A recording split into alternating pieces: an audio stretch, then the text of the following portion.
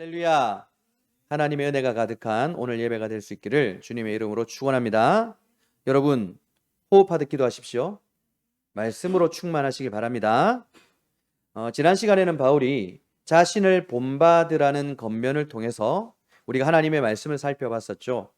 바울은 자신 있게 나를 본받으라, 즉 나를 모방하라고 얘기했습니다. 왜 그렇게 자신 있게 말할 수 있었을까요? 그것은 바로 바울이 예수님을 본받고 있었기 때문이에요. 내가 예수님을 본받는 것 같이 너희도 나를 본받으라. 여러분, 바울이 고린도 교회 교인들에게 이렇게 나를 본받으라 라고 말하는 데는 큰 이유가 있었습니다. 고린도 교회 문제는요, 말이 많았기 때문이에요. 그때 당시 고린도 지역에서는요, 말을 잘하고 또 철학적인 어떤 지혜를 가진 사람들이 상당히 인기가 많았습니다. 그런데 이런 문화들이 교회 안으로 고스란히 들어오더니 교회 안에서도 말이 많아졌고 또 세상적인 철학들을 이야기하는 사람들이 많았습니다. 그런데 교회 안에서 말을 잘하는 것은 문제가 되지 않아요. 문제는 뭐냐? 말만 잘했다라는 거예요. 말만 많았다라는 거예요. 그래서 바울이 그들에게 지적하며 말하기를 하나님의 나라는 말에 있지 아니하고 오직 능력에 있다라고 얘기를 했습니다. 여러분, 고린도 교회는 이미 온갖 은사들이 풍성했던 교회였어요. 그런데 바울이 말하기를 하나님의 나라는 말에 있지 않고 오직 능력에 있다라고 말했습니다. 이것은 이 오직 능력이라는 것은 그들이 우리가 흔하게 이해하고 있는 어떤 성령의 역사, 성령의 은사를 말하는 게 아니겠죠. 어떤 뜻이겠습니까? 말만 많았던 교회라고 했잖아요. 말만 많았던 교회. 말에 있지 않고 오직 능력에 있다라는 말은 네가 말한 대로 살아내는 것이 바로 능력이라는 뜻이에요. 너희들이 십자가의 사랑을 말하느냐? 그렇다면 그 십자가의 사랑을 삶으로 나타내고 있느냐? 그게 바로 능력이다라고 바울이 말한 것입니다. 여러분, 교회 공동체는요, 하나님의 나라를 보여주는 공동체가 되어야 됩니다. 교회가 하나님의 나라를 보여주지 않으면 그건 말만 있고 능력이 없는 공동체라는 뜻이겠죠. 그리고 성경은요, 거룩한 교회 공동체를 하나님의 나라를 드러내는 공동체라고 얘기해요. 교회가 거룩해야 하나님의 나라를 드러내는 거예요. 능력 있는 공동체가 되는 거예요. 로마서 14장 17절인데요. 하나님의 나라는 먹는 것과 마시는 것이 아니요 오직 성령 안에 있는 의와 평강과 희락이다. 여러분, 하나님의 나라는 성령 안에 있는 의라고 얘기하죠. 여기서 말하는 의라는 것은요, 하나님과의 바른 관계에서 만들어지는 거룩한 삶을 얘기하는 거예요. 그러므로 교회 공동체가 하나님의 나라를 드러내는 것, 즉 능력을 드러낸다라는 것은 거룩할 때 가능하다라는 뜻입니다. 그래서 오늘은 교회는 곧 거룩한 공동체라는 내용을 우리가 심도 있게 함께 나눠보려고 합니다. 함께 하나님의 말씀을 나눌 때 우리 교회도, 그리고 교회된 우리도 거룩하게 살아갈 수 있기를 주님의 이름으로 축원합니다. 여러분, 거룩이라는 것은요, 히브리어로 보면 카도시라는 단어를 사용해요. 카도시. 이 카도시라는 뜻은 잘라내다, 그리고 분리하다라는 뜻이에요. 이게 어떤 뜻일까요? 세속적인 세상에서 잘려나와 구별되어진 상태가 바로 거룩이라는 뜻인데요. 이것을 조금 더 의미 있게 살펴보면 구체적으로 거룩, 즉 구별되는 것이라는 것은요, 오늘 설교 제목처럼 착하게 사는 것이 아니라 다르게 사는 것을 얘기합니다. 여러분, 지금 여기 있는 이 마이크를 보시면요, 평범한 물건처럼 보이지만 이 물건이 어떤 세상의 강연장이나 회의장에 들어가면 우리가 이 마이크를 보고 뭐라고 말합니까? 그냥 일반적인 평범한 음향기기라고 얘기하잖아요. 하지만 이 마이크가 하나님을 예배하기 위해서 사용되어지고 하나님을 위해서 사용되어질 때 이 마이크는 성물이라고 불렀어요. 다르게 사용돼요. 하나님을 위해서 다르게 사용돼요. 그래서 거룩한 물건이라고 부른다라는 것입니다. 하나님을 위해서, 하나님을 예배하기 위해서. 그래서 하나님을 위해서 다른 게 바로 거룩인 것입니다. 그래서 거룩이라는 것은요, 남들보다 뛰어나거나 흠이 없거나 잘난 상태, 완전히 순결한 상태를 거룩이라고 말하는 것이 아니라요, 세상 속에, 세상의 수많은 사람 속에서 섞여서 평범하게 살아가고 있던 저와 여러분들이 이제는 하나님의 택하신 부르심으로 말미암아 나의 유익이 아니라 하나님의 나라를 위해서 살아가는 것.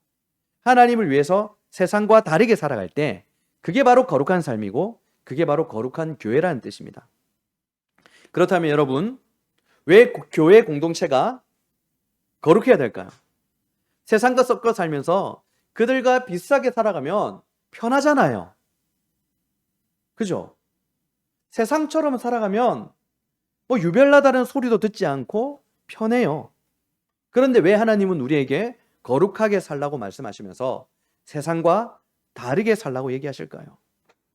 여러분, 우리가 그리고 교회가 거룩해야 될 이유는요, 바로 거룩 속에서 하나님과의 온전한 교제가 이루어지기 때문이에요.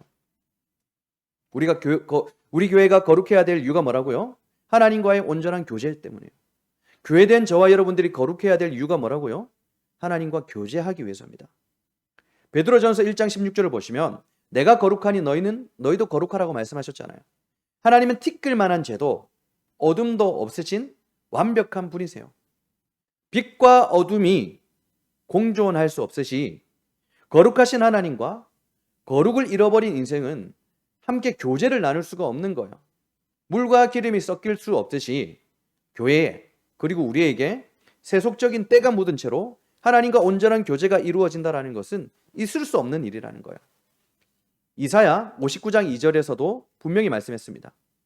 오직 너희 죄악이 너희와 너희 하나님 사이를 갈라놓았고 너희 죄가 그의 얼굴을 가리어서 너희에게서 듣지 않으시게 함이니라. 그리고 요한일서 1장 6절도 볼까요? 만일 우리가 하나님과 사귐이 있다 하고, 그러니까 교제한다 하고 어둠에 행하면 거짓말을 하고 진리를 행하지 않는 것이다. 여러분, 교회가 아무리 화려한 건물을 자랑하고요, 수많은 사람이 모여서 뜨겁게 예배하고 찬양한다 할지라도요, 그 공동체 안에 거룩함이 없다면, 세상과 다른 구별되는 거룩함이 없다면 그것은 종교적인 동호회에 불과할 뿐인 것입니다. 거기에는 하나님의 임재가 없는 거예요. 안고 없는 찐팡처럼 하나님의 임재 없는 감정만 남은 상태가 되는 거예요.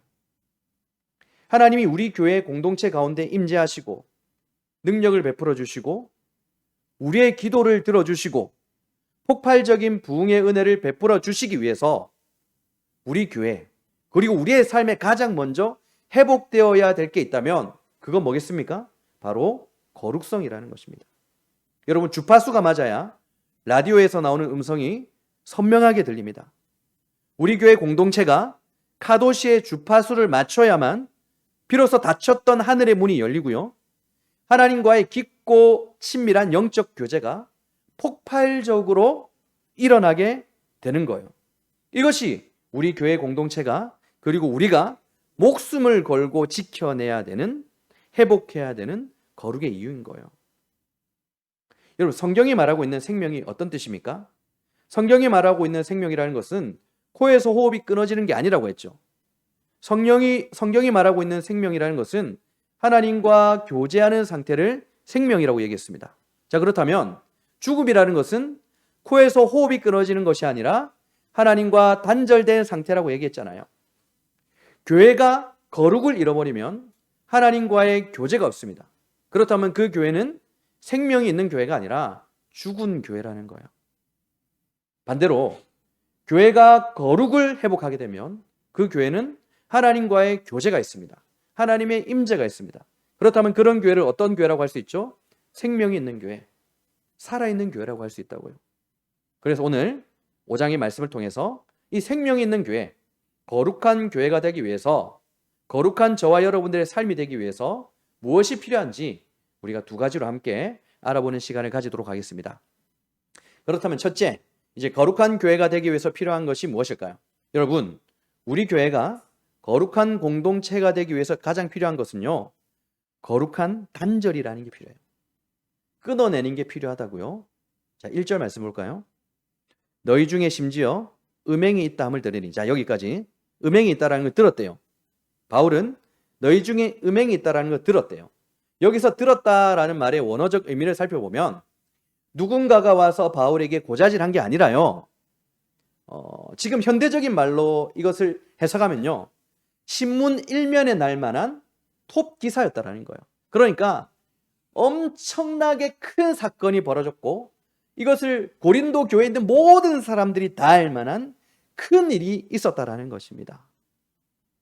엄청난 일이 지금 일어났어요. 교회 안에서. 엄청난 사건이 일어난 것이죠. 자, 다시 1절과 2절을 보도록 하겠습니다. 1, 2절. 너희 중에 심지어 음행이 있다함을 들으니 그런 음행은 이방인 중에서도 없는 것이라.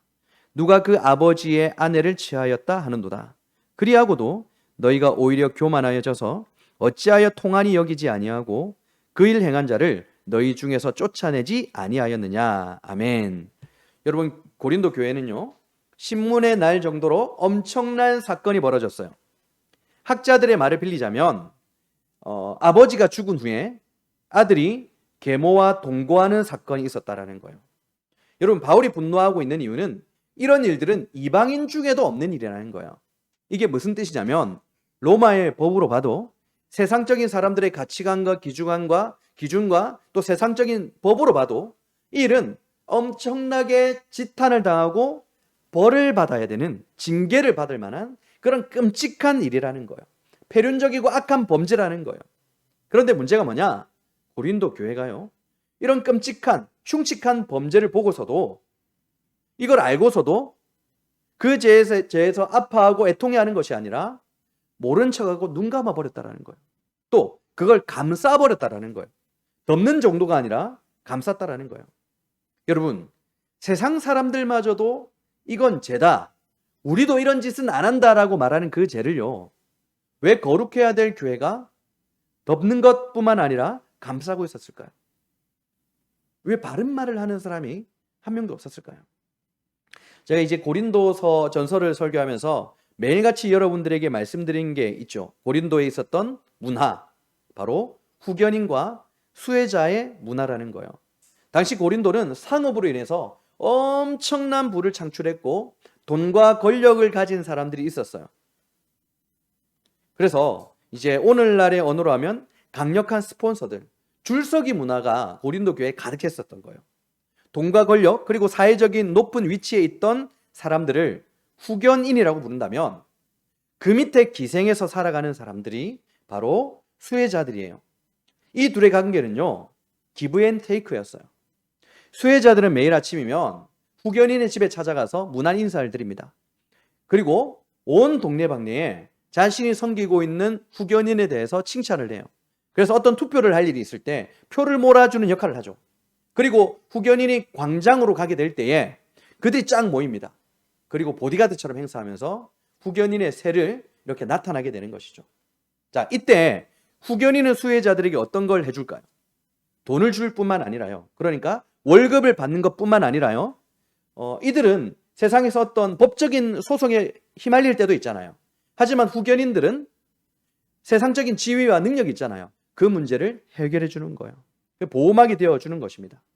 그런데 이런 고린도의 문화가 교회 안으로 들어온 것도 모자라서요, 그런 돈과 권력을 가진 사람이 바로 1절에서 말하는 그 범죄자였다라는 것입니다. 교회의 재정에 막대한 영향력을 끼치고 있는 사람이었고요, 당시 고린도 교회 안에는 가난하고 노예 출신의 사람들이 가득했는데요, 그들의 밥줄을 책임지고 있었던 사람이 바로 그 범죄자였다라는 것입니다. 끔찍하죠. 교회에 힘이 있는 거예요. 사람들의 밥줄, 생명을 딱 가지고 있는 거예요. 그런데 더 끔찍해야 되는 것은요, 자신들도 알잖아요. 이것을 세상 사람들이 봐도 이건 죄다, 지탄하는 죄다라는 것을 이 교인들이 알고 있었음에도 불구하고 그걸 합리화시키고 있다는 게 큰 문제였습니다. 5장 2절의 상반절과 6절의 상반절을 한번 볼까요? 그리하고도 너희가 오히려 교만하여져서, 6절, 너희가 자랑하는 것이 옳지 아니하도다. 바울은 고린도 교회가 어떻게 했다라는 거예요. 그저 죄를 묵인했을 뿐만 아니라 교만해졌다, 자랑했다. 이게 어떤 말이냐면요, 그 끔찍한 죄를 감히 거룩한 십자가의 사랑과 용서로 포장해버렸다라는 겁니다. 우리는 율법에 얽매이는 사람들이 아닙니다. 우리는 그리스도 예수 안에서 십자가 안에서 완벽한 자유를 누리는 사람들입니다. 설령 육신적인 죄를 지었다 할지라도 하나님의 넘치는 은혜는 모든 것을 품고 용서할 만큼 깊고 넓습니다. 여러분, 이들이 이렇게 말한 이유가 어디 있었을까요? 그가 실제로 진짜 회개했기 때문일까요? 아니에요. 자신들의 물주의자 스폰서, 그 범죄자를 잃지 않기 위해서 그것을 십자가의 은혜, 기독교의 사랑, 복음의 자유로 포장했던 것이죠. 여러분, 거룩해야 될 교회가 오히려 죄를 감싸고 포장하는 것. 그 순간 고린도 교회를 통치하시는 분은 하나님이 아니라 그 범죄자가 되어버렸던 것입니다. 하나님의 통치를 받아야 될 거룩한 교회 공동체가요, 하나님의 나라를 세상에 보여줘야 될 그 거룩한 공동체가요, 돈이 무서워서, 내 밥줄이 끊어질까봐 두려워서 하나님이 아니라 그 범죄자가 지고 있는 세상의 통치를 받아버렸던 거예요. 그래서 그 교회는 어떻게 되어버립니까? 하나님과의 교제를 잃어버린 교회, 거룩을 잃은 교회, 바로 죽어가는 교회가 되어버렸던 것입니다. 바울은 이런 영적인 타입이 결국 교회를 어떻게 죽여버리는지, 어떻게 무너뜨리는지 설명하고 있는데, 경고하죠. 6절입니다. 너희가 자랑하는 것이 옳지 아니하도다. 적은 누룩이 온덩이에 퍼지는 것을 알지 못하느냐. 여기서 바울이 누룩이라고 말하는 것은 죄를 상징하는 의미죠. 누룩, 효모. 여러분, 밀가루 반죽에 이 누룩 하나를 떨어뜨리면 어떻게 됩니까? 온 전체를 부풀어 이렇게 올려주게 되잖아요. 그런데 오늘 이 누룩이라는 의미는요, 긍정적으로 사용되는 것이 아니라 부정적으로 사용되고 있어요. 죄를 상징해요. 바울이 지금 말하는 게 뭡니까? 너희들이 끊어내지 않는 그 죄가 교회 공동체 전체에 악영향을 미쳐서 죄덩어리로 만들고 있다는 거예요. 그래서 바울은 어떻게 하라고 권면하고 있습니까? 7절입니다. 너희는 누룩 없는 자인데 새 덩어리가 되기 위하여 묵은 누룩을 내버리라. 우리가 유월절 양 곧 그리스도께서 희생되셨느니라. 여러분, 바울이 분명히 경고하고 있어요. 묵은 누룩을, 그 죄인을 내버리라. 그 범죄자를 징계하고 출교시키는 것. 이것이 바로 교회가 회복해야 될 거룩을 위한 단절이었다는 거예요. 끊어냄이었다는 것입니다. 여러분, 교회가요, 하나님과 온전한 교제를 누리기 위해서는요, 거룩을 회복해야 되는데요, 그 거룩을 위해서 반드시 거룩한 단절을 해야 될 필요가 있다는 거예요. 죄인. 자, 여기서 중요한 것. 아니, 죄를 지은 죄인들을 쫓아내버리면 우리 여기 앉아있을 사람 중에 있을 수 있는 사람이 없잖아요. 이게 어떤 뜻인가 우리가 한번 알아봐야 되는데요, 그 죄인을 단절시켜야 사람도 살고 그 사람도 살고 교회도 사는 거예요. 5절 말씀 볼까요? 5절입니다. 이런 자를 사탄에게 내어주셨으니, 여기서 말하는 사탄이라는 것은요, 지옥에 끌고 가는 그 사탄을 말하는 게 아니라 마귀가 지배하고 있는, 공중권세 잡은 자가 지배하고 있는 세속적인 세상 삶을 얘기하는 거예요. 이런 자를 사탄에게 내어주었으니 이는 육신을 멸하고 영은 주 예수의 날에 구원을 받게 하려 함이라. 자, 사탄에게 내어주었다, 이게 어떤 뜻이라고요? 세속적인 세상에 그를 보냈다라는 뜻입니다. 자, 이게 어떤 의미냐면 돈과 권력과 자신의 지위가 전부였다라고 믿고 있었던 그 사람이요, 세상 속에 나가보니 모든 사람이 그를 지탄하는 거예요. 그리고 그를 징계하는 것입니다. 고통스럽겠죠, 죄로 인해서. 그리고는 비로소 깨닫게 되는 거예요. 얼마나 내가 큰 죄를 지었는지, 얼마나 내가 죽을 죄인인지 비로소 깨닫게 되는 거예요. 그리고 그때 비로소 그가 할 수 있는 게 뭘까요? 그가 예수를 믿었던 교인이잖아요. 바로 예수 앞에 나와서 회개하는 거예요. 그래야 그도 사는 거예요. 주 예수의 날에 구원받게 되는 거예요. 그래서 그 죄인도 살게 되고, 또 하나님과의 온전한 교제도 끊어졌던 그 교회도, 공동체도 거룩을 회복해서 하나님과의 생명력이 넘치는 교제가 시작된다는 것입니다. 이게 바로 그 뜻이에요. 여러분, 사도 바울은 고린도전서 3장에서 너희가 곧 하나님의 성전이다라고 얘기했잖아요. 여러분, 우리가 곧 성전이에요. 그렇다라는 말은 저와 여러분들이 걸어 다니는 교회라는 뜻입니다. 우리가 하나님과의 거룩한 온전한 교제를 누리며 살아가기 위해서, 우리가 하나님의 임재 가운데 있기 위해서 우리가 해야 되는 것은 바로 거룩인데요. 그 거룩을 위해서 오늘 무엇을 결단해야 된다고 말합니까? 묵은 누룩을 끊어내야 된다고 얘기하는 것. 그 누룩을 끊어내야 거룩을 회복한 하나님의 교회가 될 수 있어요. 그 묵은 누룩을 끊어내야 성령과 연합하고 성령과 동행하는 삶을 누리며 살아갈 수가 있는 거예요. 고린도 교회처럼 아무리 예배하고 뜨거운 눈물을 흘린다 하더라도 그 누룩을 끊어내지 않으면요, 하나님의 임재는 없어요. 그렇다면 여러분, 오늘날 우리는 날마다 하나님의 임재를 바라잖아요. 하나님께서 나에게 다가와 주시고 은혜를 베풀어 주시기를 간절히 바라잖아요. 하나님이 임재하셔야 은혜가 있잖아요. 그런데 여러분, 하나님의 임재를 바라면서도요, 가감하게 그 누룩을 끊어내지 못하라는 것. 이런 신앙생활을 어떻게 설명할 수 있어요? 이게 기형적이고 모순적인 신앙생활이라는 것입니다. 제가 팁을 하나 드릴게요. 이제 제가 자신 있게 여러분들한테 말씀드릴 수 있는 게 지금 한 달이 넘어갑니다. 한 달이 넘어가는데요, 저는 하나님께서 제게 허락한 하루의 시간 중에서 이 시간들을 잘 정리할 필요성이 있겠다라고 느끼기 시작했어요. 그래서 하루에 우리가 성경도 읽어야 되고 기도도 해야 되고 이것도 해야 되고 저것도 해야 되고 뭐 설교도 준비해야 되고 많은 것들을 해야 되잖아요. 그런데 하루 24시간이 너무 모자라는 거예요. 하나님께 기도했습니다. 하나님, 시간이 너무 모자라요.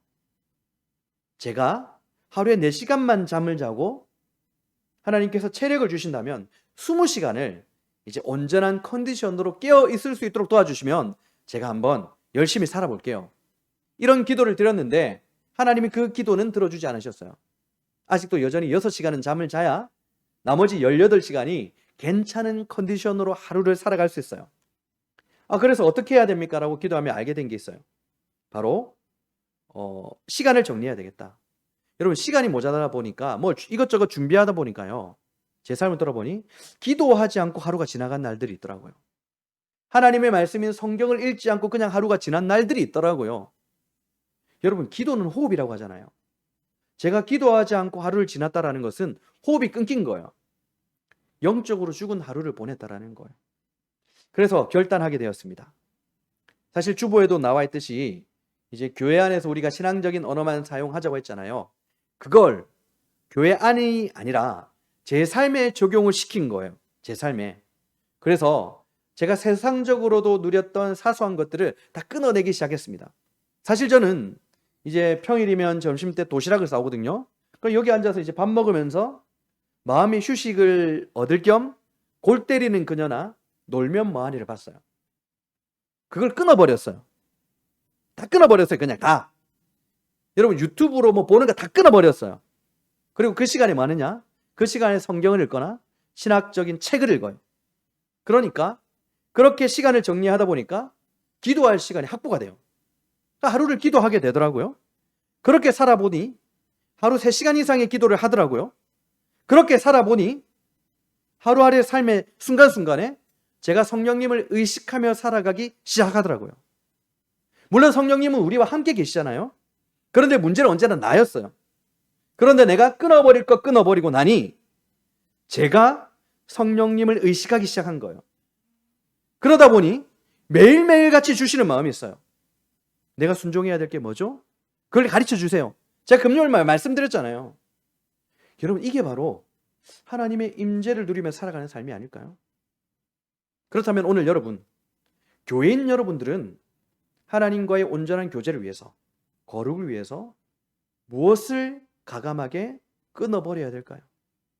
어쩌면 여러분의 삶을 지배하고 있는 이런 것들은, 그 누룩은 끔찍한 죄가 아닐 수가 있어요. 오히려 너무 작고 일상적인 것들. 여러분, 원래 일상적이고 사소한 것들, 소소한 것들이요, 끊어버리기 힘든 거예요. 습관적으로 켜두는 텔레비전이 있을 수도 있고요. 아무 의미 없이 들여다보는 그 쇼츠. 뭐 그런 것들이 당장에 나에게 달콤한 휴식을 주는 것 같지만요. 여러분, 영혼을 한번 돌아보십시오. 그것들이 조금 더 기도할 시간을 빼앗고 있지 않습니까? 조금이라도 더 하나님의 말씀을 볼 시간을 빼앗고 있지 않아요?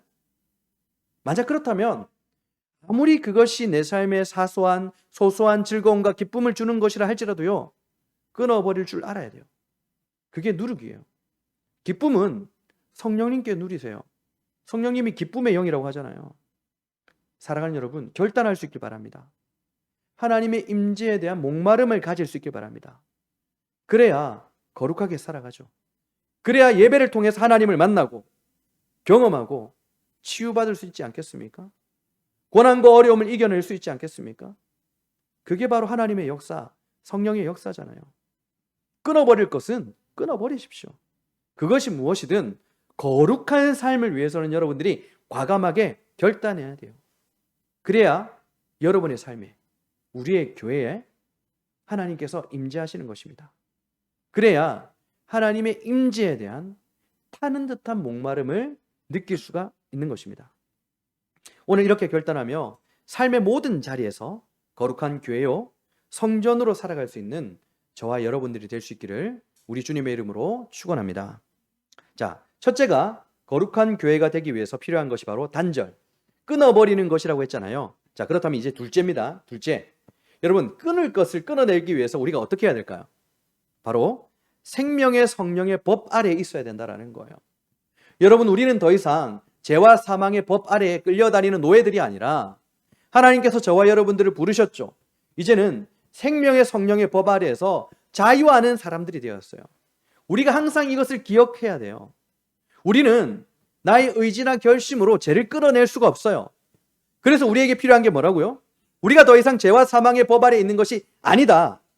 나는 생명의 성령의 법 아래에서 다스림을 받는 자유인이다. 하나님의 백성이다라는 정확한 영적인 정체성을 가지고 있어야 되는 거예요. 자, 오늘 본문 9절에서 11절까지 사도 바울이 이 사실을 설명하고 있는데요. 먼저 9절과 10절을 봅니다. 내가 너희에게 쓴 편지에 음행하는 자들을 사귀지 말라 하였거니와, 이 말은 이 세상에 음행하는 자들이나 탐하는 자들이나 속여 빼앗는 자들이나 우상 숭배하는 자들을 도무지 사귀지 말라 하는 것이 아니니, 만일 그리하려면 너희가 세상 밖으로 나가야 할 것이라. 아멘.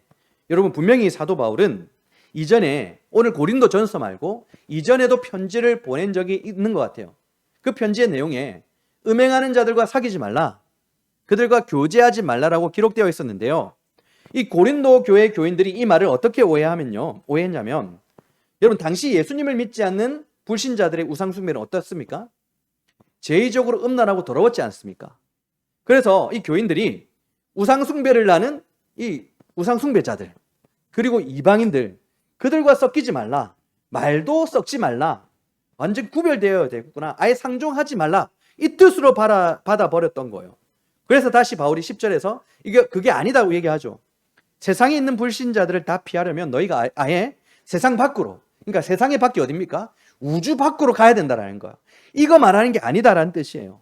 바울은 불신자들은요, 예수님을 모르기 때문에, 즉 죄와 사망의 법의 다스림을 받기 때문에 그들이 육신의 정욕으로 살아가는 것은 당연하고 어쩔 수 없는 일이라고 얘기하는 거예요.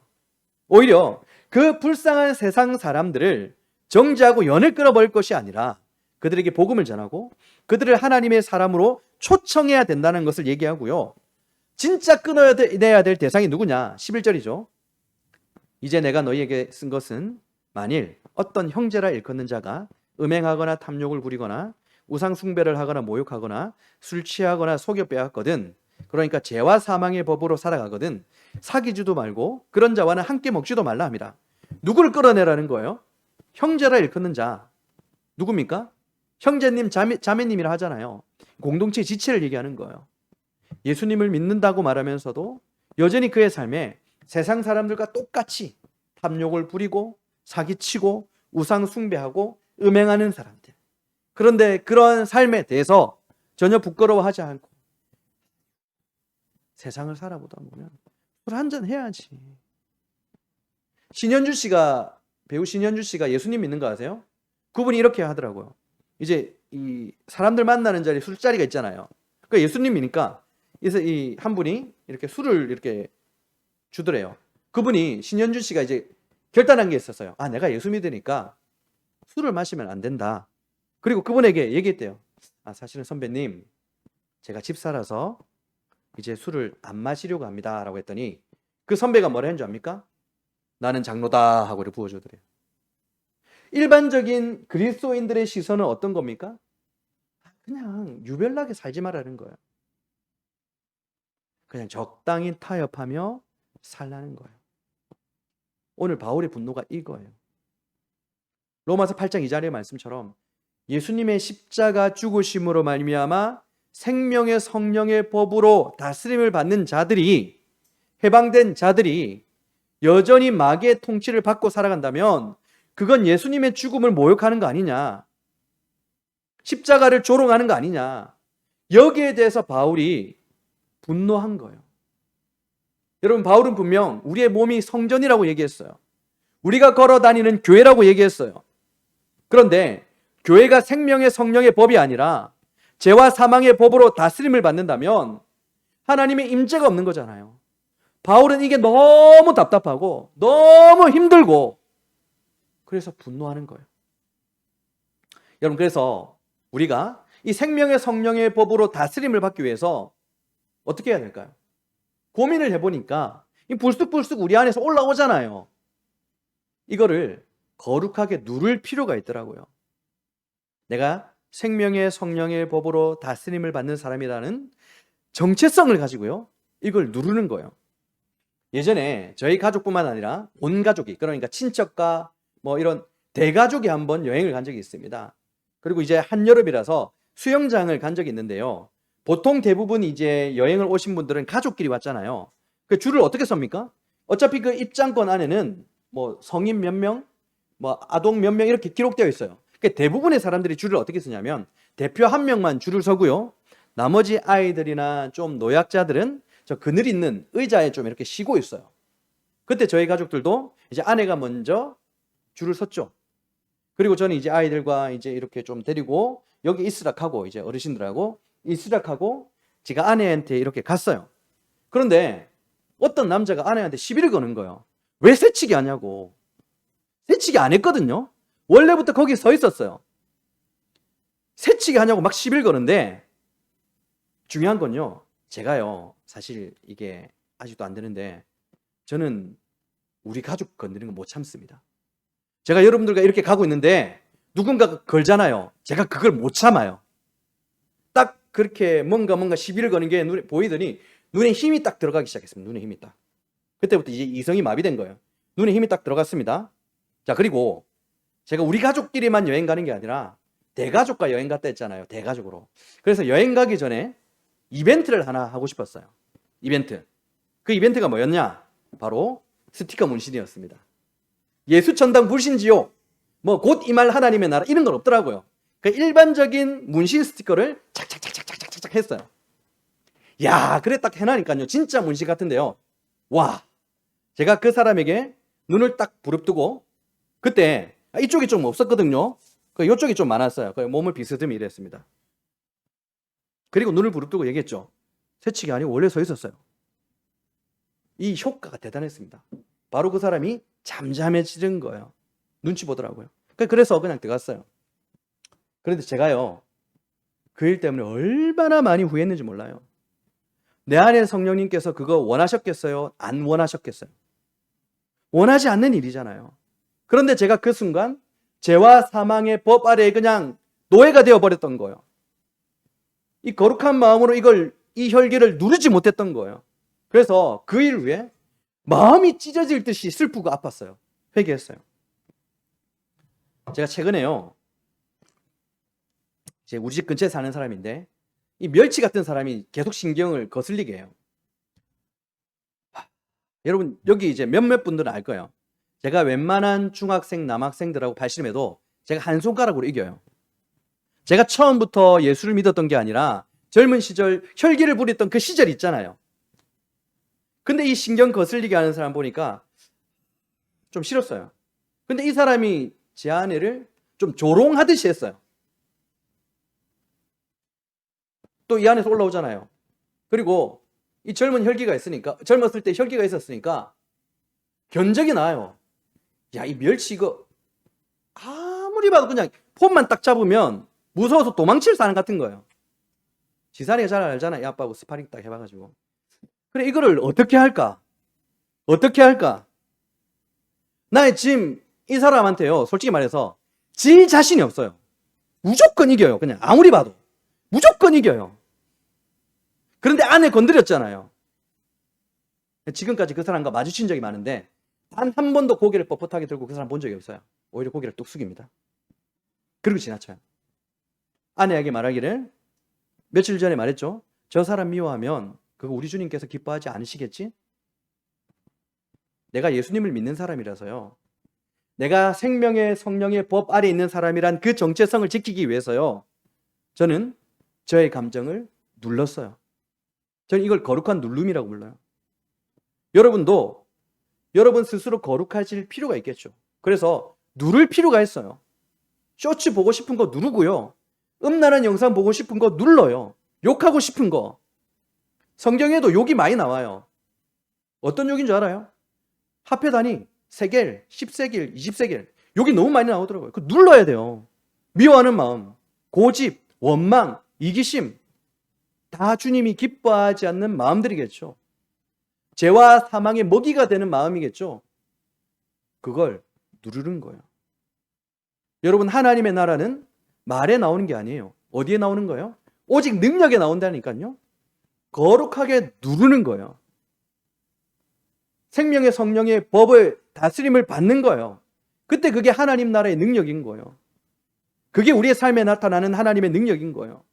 그렇게 우리의 삶에 하나님의 임재가 드러나는 것입니다. 그리고 여러분, 그러한 삶에요, 우리가 그토록 원하던 우리 주님의 음성이 들리고 능력이 나타나는 거예요. 말씀을 정리하도록 하겠습니다. 사랑하는 여러분, 오늘 우리는 본문의 말씀을 통해서 말만 무성했고 능력을 잃어버렸던 고린도 교회의 아픔을 보았죠.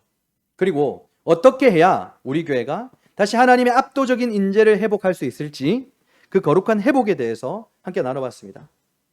세상 사람들과 똑같이 살면서 타협하며 살면서 살아계신 하나님의 나라를 보여줄 수가 없어요. 하나님의 임재를 경험할 수 없습니다. 저와 여러분들은 다르게 구별되어진 카도시의 영성을 회복해야 돼요. 이 강단 위의 마이크가 하나님을 위해서 다르게 사용되어질 때 성물로 구별되었듯이 우리도 나를 위해서가 아니라 바로 하나님을 위할 때 다르게 살아가는 하나님의 백성이 되는 거예요. 자, 그렇기 위해서는 우리가 두 가지를 해야 된다고 했죠. 첫째, 내 삶에 파고드는 방해물들, 거룩한 단절, 끊어냄이 필요한 거예요. 아무리 달콤해도 아까워도 저 사람이 있어야 내 삶에 어떤 유익이 있다 생각이 들어도 그걸 끊어내야 내 영혼이 사는 거예요. 우리 교회가 사는 거예요. 또 둘째, 내 결심이 아니라 생명의 성령의 법을 의지하여서 내가 그걸 누르는 거예요. 죄와 사망의 법들이 좋아하는 것들, 그 감정들을, 육신의 본성들을 거룩하게 눌려버리는 거예요. 그래서 먹이를 주지 마세요. 나의 자아를 십자가에 못 박는 거예요. 여러분, 거룩은요, 도덕적으로 조금 착하게 사는 게 아니라고 했죠. 거룩은요, 내 삶을 통치하는 게 누구신가에 대한 영적인 전쟁인 거예요. 묵은 누룩을 끊어내고 내 자아를 십자가에 쳐서 복종시킬 때 비로소 우리 교회는요, 세상의 조롱거리가 아니라 세상의 능력을 나타내는 능력 있는 교회의 공동체로 세워질 것입니다. 이 거룩함이 회복되는 그 자리에 물붓듯이 부어주시는 강력한 하나님의 임재, 폭발적인 부흥이 나타날 거예요. 그러므로 이 시간 여러분 말씀을 기억하면서 결단했으면 좋겠습니다. 주님, 나를 생명의 성령의 법으로 다스려 주세요. 죄와 사망의 법을 이기게 하시고 내 자를 십자가에 못 박으며 오직 생명의 성령의 법으로만 살게 하여 주시옵소서. 오늘 우리가 이렇게 결단하며 나아갈 때 우리의 삶 가운데, 우리의 교회 가운데 닫혔던 하늘의 문이 활짝 열릴 것입니다. 매일매일 생명력이 넘치는 하나님과의 교제를 누리며 삶으로 하나님의 나라를 증명해내는 거룩한 하나님의 백성들, 하나님과 교제하는 하나님의 백성들이 될 수 있기를 우리 주님의 이름으로 축원합니다.